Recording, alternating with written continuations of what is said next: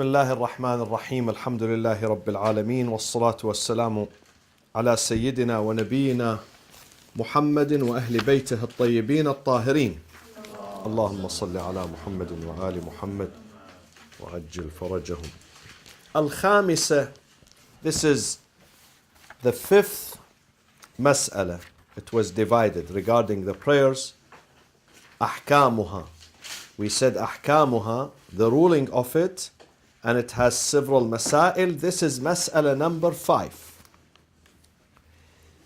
This is regarding what we wear and what we should not or not allowed to wear during the prayers. الخامسة الثوب المغصوب, the dress that has been usurped from others. Usurped, it means you are taking it without permission. مغصوب, it means taking it without permission. لا يجوز الصلاة فيه ولو أذن صاحبه لغير الغاصب أو له جازت الصلاة فيه مع تحقق الغصبية. Now, if that guy, that his shirt or his pants or his whatever dress was taken away from him, he became nice and he knew that he wanted to do prayers with it. He says, okay, I permit you to pray with it. So you may pray with it. Your salat is acceptable, but still usurpation is still ascertained. Meaning that, should you give it back to him later or not? Yes, because still it is not yours. Although he gave you permission to pray with it, but you have to give it back to him. Where do we use this example mostly? Maybe nowadays it's not in the dress because people are rich. In the past people used to share a dress they didn't have. But nowadays it is used in something else which is really common in certain countries. Shoes. Don't play with shoes. More important than shoes. Related specific to Salah? Yeah. To this, similar to this mas'ala. Usurped item. Like what? Chador? No. An apartment. People rent a house or an apartment.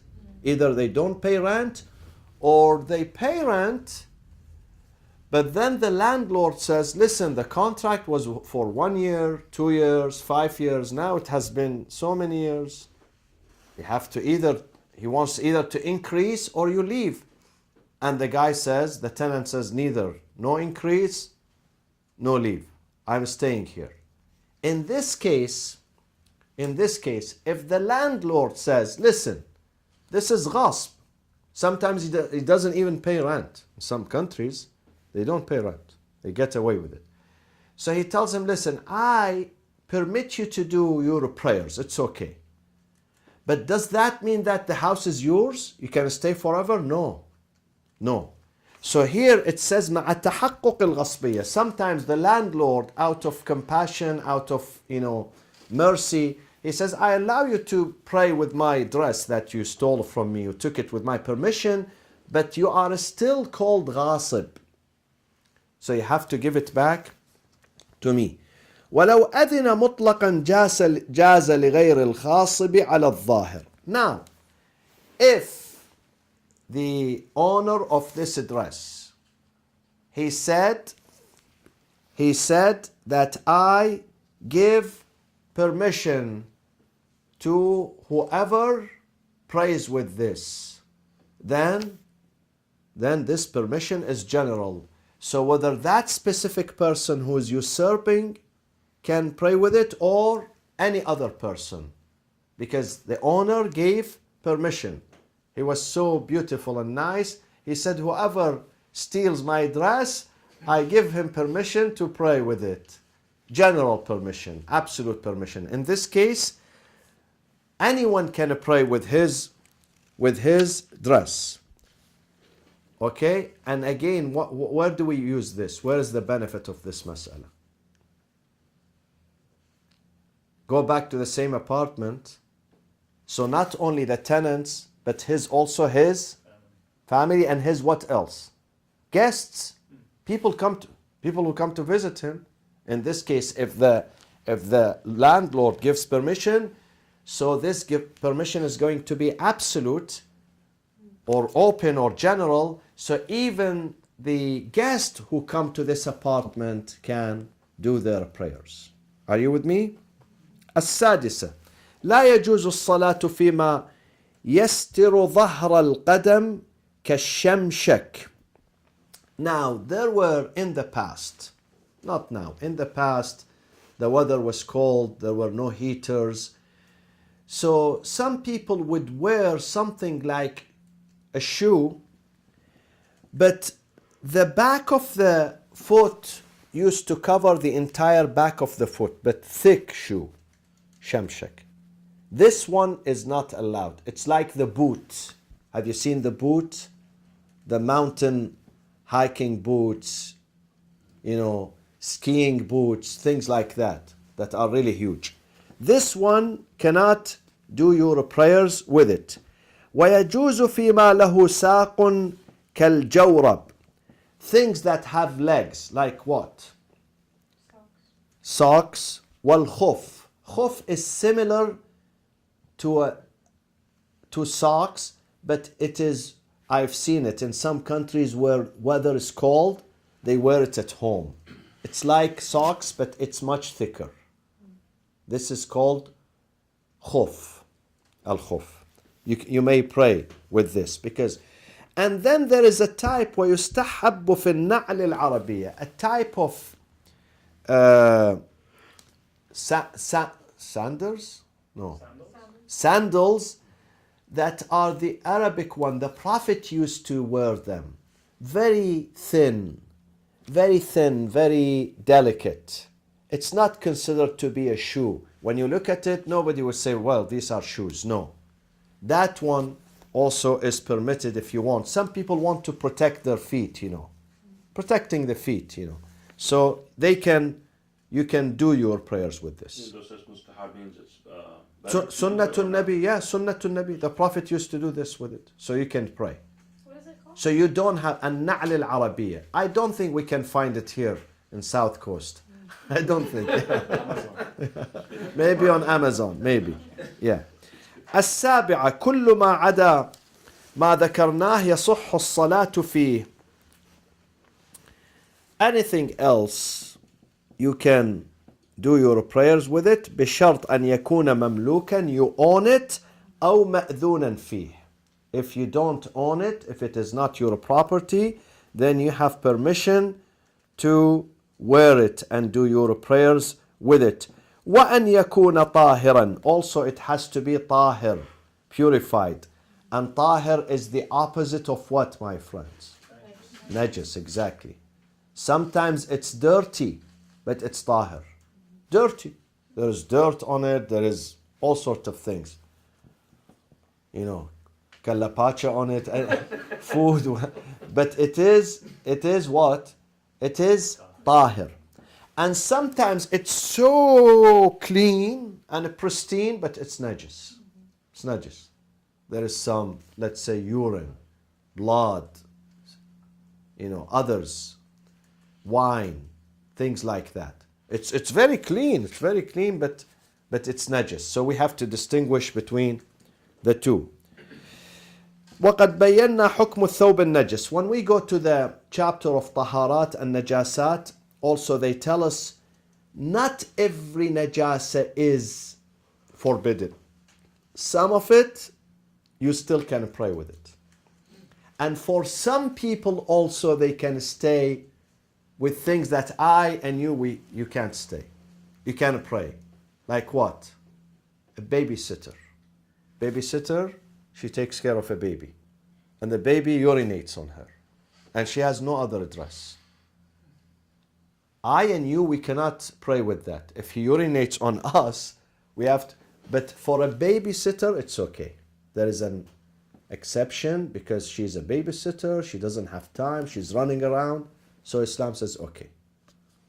Only for you. So there are some exceptions. We have to study these details later on, inshallah. ويجوز للرجل أن يصلي في ثوب واحد ولا يجوز للمرأة إلا في ثوبين درع وخمار. For the man, the male can use one dress, one piece of a dress to perform his prayers, while for the lady, no. It has to be two parts. One, dir'. Dir' is a long dress. Long dress from here, look at me, just like this dress that I wear under this. See? It covers from here to there. See? This is. So she can wear this, one piece, and the second piece as a veil to cover her and her neck. So, her and her neck. But Okay. some of the praying clothes cover it's one piece, but it covers everything. It's okay. It's okay. It's okay, yes. In that case, if it covers from head to toe, it's okay. With the three areas are okay to be opened. قرص الوجه, the face. Not from here, because I see some people from there. No. This, only this area. And then the hands from here, okay?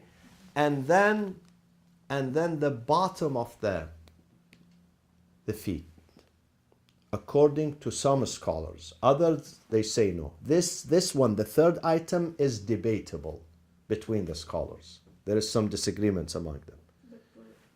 But most of them, they say the face and the hands are okay. Not only in the prayers, but in public too. Okay? The feet are not agreed upon. Yes, not agreed upon. Some say yes, some say no. Some say you have to wear socks, or if not socks, your dress is long enough to cover your feet. Some say no, it is. So this is debatable. Okay? ويجوز أن يصلي الرجل عريانا. Now, if a person, like the old days, they had no dress, not like now where we have many sets of dress. In the old days, they really were very poor. He just put his dress, it's wet, it's something with it, it's najis. Let's say it's najis, okay? He puts it aside. He can pray naked, but not completely naked. He has to cover the frontal and the rear private parts. He has to cover them. Now, if he doesn't have something to cover, what does he use? وَلَوْ بِوَرَقِ الشَّجَرِ, with leaves, like Adam alayhi salam in paradise. Have you seen his pictures sometimes in the Vatican? He's covering his private parts with the leaves. So he brings some leaves and he cover the frontal and the rear. وَمَعَ عَدَمِ, now if he's imprisoned, God forbids. They put him in solitary confinement. There is no tree, there is no leaf, there is nothing.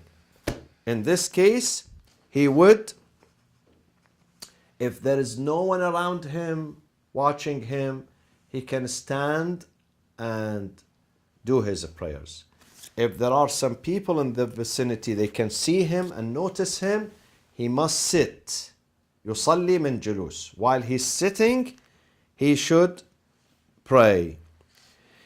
Now, if he sits, still there are people here around him. So what does he do in ruku' and sujood? Ruku' and sujood, he does not bend down. He sits, but he just nod with his head. One for ruku', Subhan Rabbil Azim wa bihamda. The other for sujood, Subhan Rabbil A'la wa bihamda. He doesn't have to do the actual, bending and prostration. But for guys, for women, enjoy it. You don't do your prayers. You don't pray? No, if they are naked. They are Even naked. if they're not fully covered. Like Yes. let's say the hair is not covered and you don't have any. Yeah, they don't. You don't pray. They postponed it until they find the cover. Not that it will be dropped completely. Qada. No, qada'an, yes. Also, even no veil, you do qada? Yes. No veil. Yeah. She has to do the qada. Or she has to do something if she can find out something to cover with it, then she will cover. If not, completely there is no cover, she cannot cover her hair, then she does qada. Even if it's in a room by herself. Even if it's a room. Ceiling or Yes, yes. Okay. Now, this is your answer, Dr. Ali. But if the female is not free, she is, God forbids, she is a bondmaid. What does bondmaid mean? Amma. Amma, she's a slave. This goes back to the time of slavery, unfortunately. Now, alhamdulillah, we don't have any slavery anymore. But imagine Africa, Asia, even America, here, America, it was full of slaves.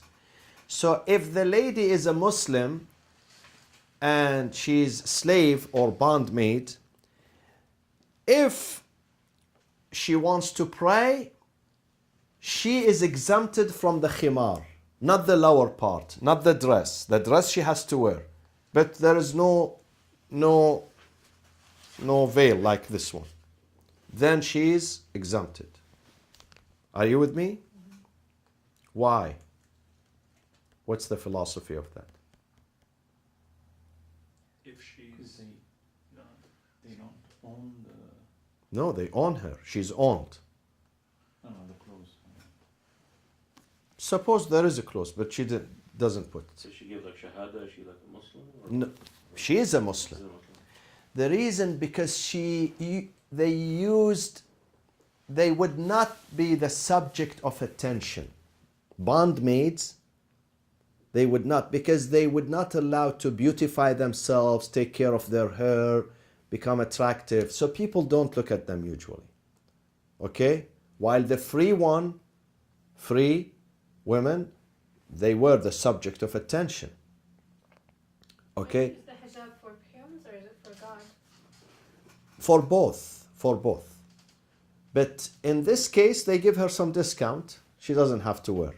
And also, if she is below 10 years old in the Hijri calendar, even for one day, she can pray without the veil, not the dress. The dress she must wear, but without the veil. Now, if the master was passing by and his bondmaid was praying without veil, and he says, listen, I have good news for you. You are free. In that case, she has to wear immediately because she switched from being a bondmaid into a free person. Now, if that entails that she has to go and get the veil and walk few, in that case, she cuts her prayers and then she comes back and resume the prayers again. Unless it does not take a lot of actions. It's there, she just grabs that. And this is the case with any action that we do. In the prayers, for instance. In the prayers, if let's say, you were forced to carry the cane, as some people do. But the cane was not here. The cane was in that room. So you have to walk. If the cane was here, you can walk few steps, 2, 3, 4, 6 steps and get it. But you don't have to read. You are silent, you walk, you get the cane. Okay? So you go to ruku' and sujood. But if it's not here, if the cane is in the other room, in this case, you can't do it while you are praying. You have to cut your prayers, go and get it, and come back. And restart? Restart. Another example. If a baby is crying, and you happen to be the babysitter that day, and no one is in the house, and you said Allahu Akbar, and then the cries start to increase, and the baby, and you want to carry him. If you are facing the Qibla and you go down and you carry him or her in your arm without doing al-fi'lul kathir, not too much actions, moderate actions, then that would be okay. You can bend down, take the baby, put him on your shoulder, continue your prayers. But if the baby is in another room, you have to go and move and leave this room and go. In that case, you cut your prayers and you resume the prayers from all over, from beginning. So in this case, الفعل الكثير يبطل الصلاة. Too much action would void your prayers. But little small actions would not. What is... Hands around somebody, does that break your... No, no. It's not. Even the cell phone. Shahidi says, before the prayers, please turn your cell phone off, Mr. Shahidi. And someone forgets. And while the Imam is doing, especially reading Surah Al-Jumu'ah, long one, the phone rings and rings. You can take it out and just switch it, put it back. It's okay. It would not void your prayers. But if you want to answer and say, yeah, hello, listen, I'm praying now. No, no, don't. That one is kathir. This is too much actions. Okay? A question regarding the men and coverage. I thought I had read somewhere, obviously not in this text, but I thought I had read somewhere that men were obligated to cover to the knees. And Mustahab, not mandatory. If it is above, they wear a short which is above the knees, it's makruh. Makruh. Not, it would not void the prayers. It's makruh. Especially in public. Especially in public. But if they are in their room, bedroom, nobody is seeing them, still makruh. But the makruh becomes even worse when they do it in public. Okay? It has to be below the knees. Is the makruh, you get less credit? I'm sorry. Less credit, definitely. Less credit, yeah. Yeah. Otherwise, for the prayers, you have to be covered in an honorable way, respected way, compatible with the norms of the society. This is which is around you. So even with t-shirt, it's not, especially short sleeves. It's not recommended. What about short from their back? Yeah, problematic. When they're praying behind them. Problematic. Yeah, it is problematic. And I would tell you, we will come to it, even with t-shirts that carry pictures on them, front, back, it's makruh. It's makruh. Pictures in front of you, but even if you're wearing it, it's makruh also. And words? Words, it depends. Depends on what some of them are inappropriate. Some words are inappropriate. Yeah. تكره الصلاة في الثياب السود. It is unrecommended that you pray with a black dress. However, there are many exceptions to this. If the intention, why it is unrecommended to do your prayers in a black dress? Because Bani al-Abbas, Abbasiyun, Bani al-Abbas, the caliphs, their emblem, shi'ar, was to dress in black. So you should not emulate those who were corrupt. What shi'ar? Shi'ar, it means their sign. Sign. Their sign was to wear black. So all of them, men and women, they would wear black. But if you wearing the black for Imam Hussein, for Ahlul Bayt, or not for them, you don't even know about them. You wear it because it's the trend. Let's say trend, okay? Or because you love the black color. Some people I love the black color. Okay? Then it's okay. As long as you don't emulate Bani al-Abbas. Okay? So that came after the Prophet, though. yes, yeah, but those are the Imams. The Imams, they teach us the details. تكره الصلاة في الثياب السود ما عدا العمامة. Amama is okay. The black turban like mine is okay. والخف. Khuf also, I said, it's like the half boots. Okay? If it is a black, is okay. And also, meaning that it is makruh to pray, not a black boot, no, half boot. It's not haram, but it is makruh and desired and desirable to pray with the half boot. So take it off. وفي ثوب واحد رقيق للرجال. In a transparent dress, if the dress is one, sometimes the dress is two. One of them is transparent, but the other is thick. It's okay. But if you have only one dress and that dress is transparent, then makruh. فإن حكى ما تحته لم يجز. If the dress is really transparent and you can see everything, obvious, even the private parts, then it is unacceptable. The prayers becomes unacceptable. Okay? ويكره أن يأتزر فوق القميص. What is the izar, my friend? Izar, nowadays you don't see it. Disappeared. But in the past, men, especially men, and some women, they used to wear the izar. Izar is the belt, but not the leather one that we wear now. It used to be cloth, and they put it here to support their back, you know, to support their back. In Lebanon, exactly. Sometimes they put the knife, sometimes the sword, the knife. Sometimes they use it, you know, they use it to hang someone, to carry. I've seen it to carry something from the market. He would open it, he would put the goods there, and then watermelon and then he will carry it. So it was useful. They would not leave the house without it, you know. So during the prayers, it's makruh. Why? Because Imam Ali was assassinated. No. Has nothing to do with that. Maybe because during ruku' and sujood, it would squeeze, you know, the dress, the body. Maybe the private parts would be apparent. Maybe. For this reason. وَيُكْرَهُ اللِّثَامِ. For men, my friends, what is litham? Have you seen those in North Africa?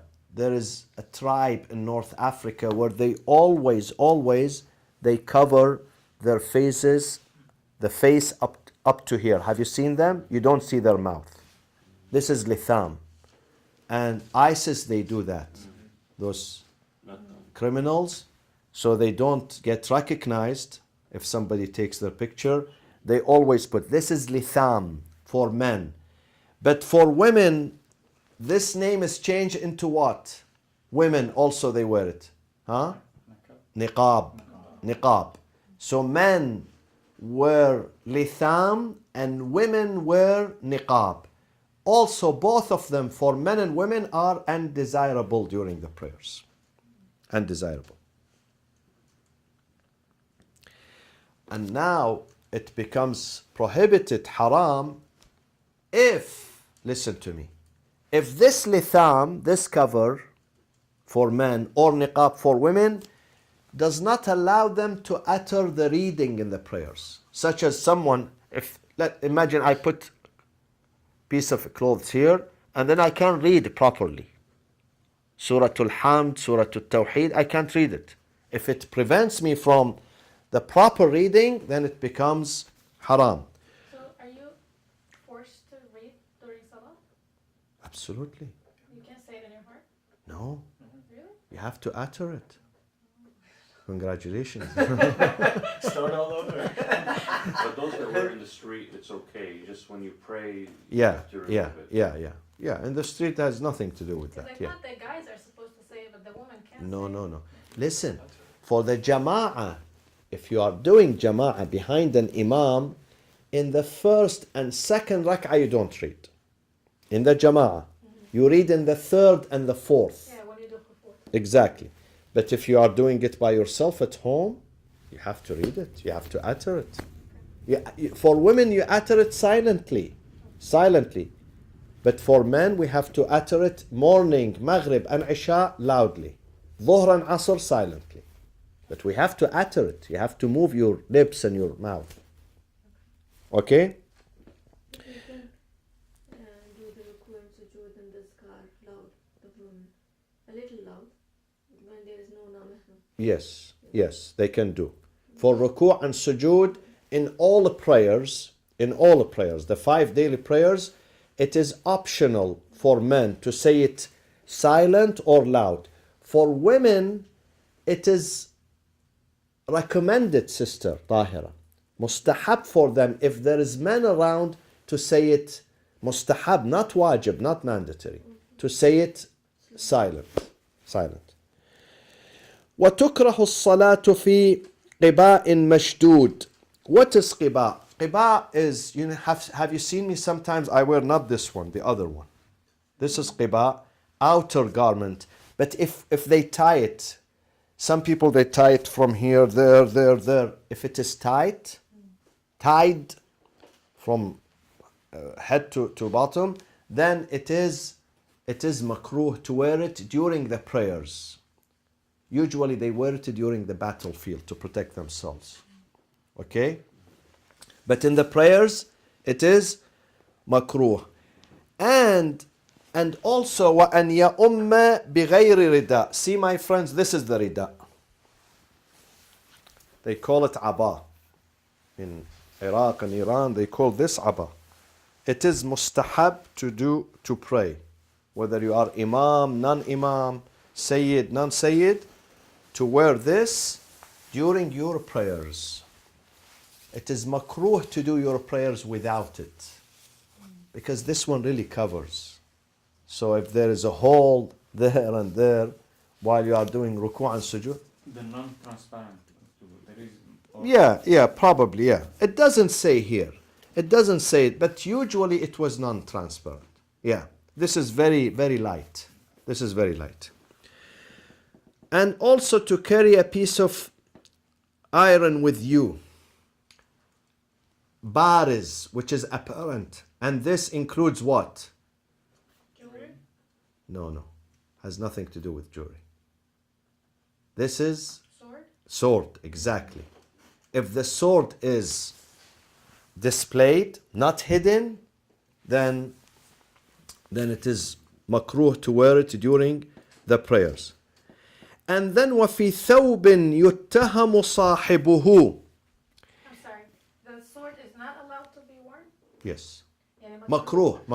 إذا ما كان بارز. Yes, exactly. If people can see it. But if it is hidden under your clothes, then it's okay. And in to pray in a dress that people normally, when they look at this dress, decent people don't wear it. Decent people do not wear this type of a dress.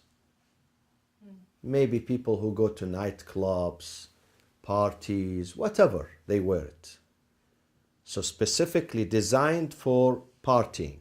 Then it is also makruh to use this type of dress in the prayers. Okay? This type of a dress in the prayers. And also it is makruh for the lady المرأة أن تصلي المرأة في خلخال له صوت. Khalkhal is the anklet, not the necklace. Anklet, but this anklet makes too much noise. I remember when I was a child, I don't see that anymore. When I was a child, women used to wear the anklet. Nowadays we don't see them. Or if they wear something very small, modest. At that time the anklet was noisy. Tan, tan, tan, tan, tan, tan. So when she walks in the street, people would notice, This is also makruh during the prayers if it makes noises. If not, it's a silent one or something hidden, it's okay. وَيُكْرَهُ الصَّلَاةُ. I came to this mas'ala now. وَيُكْرَهُ الصَّلَاةُ فِي ثَوْبٍ فِيهِ تَمَاثِيل. Images or pictures. Someone who wears a dress, whether it's long or short, t-shirt, shirt, a jacket that carries images. Images of animals, images of humans. Or religious images like Kaaba, for instance.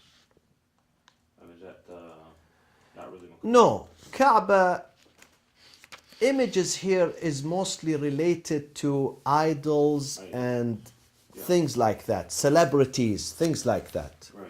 But Kaaba is okay. Pictures? Or pictures of life, for his mother's picture, his wife's picture, his children. Makruh. It's not haram, but makruh. because it will distract either you or the one who's standing behind you. Or أو خاتم فيه صورة. You know, in the past, even now, I have seen some types of men or women rings that are so big where there are pictures on them. Not only writings, but pictures. Some, I've seen some, they carry the pictures of Mary, of Jesus, of, you know, this or that, and this one is also makruh to pray with it. المقدمة الخامسة في مكان المصلي. The places where we should pray. الصلاة في الأماكن كلها جائزة بشرط أن يكون مملوكا أو مأذونا فيه. You can pray wherever as long as either you own it or you are permitted. والإذن, the permission, قد يكون بعوض كالأجرة وشبهها. Sometimes the permission is given for the exchange of some money. Like what? The apparent example of that is what? Rent or hotel. Hotel, you pay them your credit card, the room is yours. From now until 12 noon tomorrow, you vacate the room. So this is, you have been given permission to do anything in that room, except smoking. Don't smoke, because there is $250 fees. Yeah. So like sometimes I go to conferences and, you know, I find an empty room and I go pray there. Yeah, I'll come to this. I'll come immediately. وبالإباحة. This is, it answers your question, Hadil. وبالإباحة. Ibaha, permissible to pray. You did not pay room. You did not pay money for that room, for that location, for that space. But you know that it is permissible. How? He tells you how.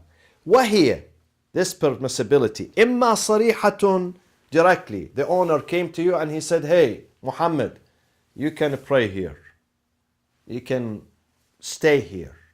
You can enjoy this space. So this is direct. Or indirectly. أو بالفحوى, by intent. Meaning, كإذنه في الكون فيه, he has given you permission to stay there. Or he sees you praying and he passed by you and he says nothing to you. Either the owner or the employee. He's passing by and he sees you praying and he's okay with that. So we know it is okay. There is permission. Or there is a sign, either rational or physical, that we know the owner is okay. He does not dislike this. What is the example of that? In the park, this is common area, definitely. It has no owner. The city is the owner and you are one of the taxpayers. So this is your place. The airport, the same. Train station. Most of the time I do my prayers in the airport. I don't get any permission because public facility and this is not private property. But I don't pray in the middle of the corridor, of course. I know this is forbidden. I step aside, I go to one of the corners where I know the director of this airport, the manager, he's okay with me. But there is something even more tricky, more than the airport and the park and the hospital and the college and the school and the whatever. If the owner is Muslim? No, has nothing to do with that. It doesn't matter, by the way, whether the owner is believer, non-believer, it doesn't matter. But a place like where Christians or Jews pray or mixed. It is recommended. It is recommended for us. If we travel somewhere, you reach a city, a place, a neighborhood, there is no mosque, it's recommended for you to go and do your prayers inside the church or the synagogue. Yeah. But there is a specific situation. You go to a place and there is a hotel, Hyatt Hotel, Hilton Hotel, Four Seasons, okay? And you are not staying in the room. They have huge lobbies, and they have bathrooms, and they have conference halls, and they have, huge rooms. Can you do your prayers there, or you need to get permission? Permission. I've been doing it. Me too. Permission. Without asking? What do you think?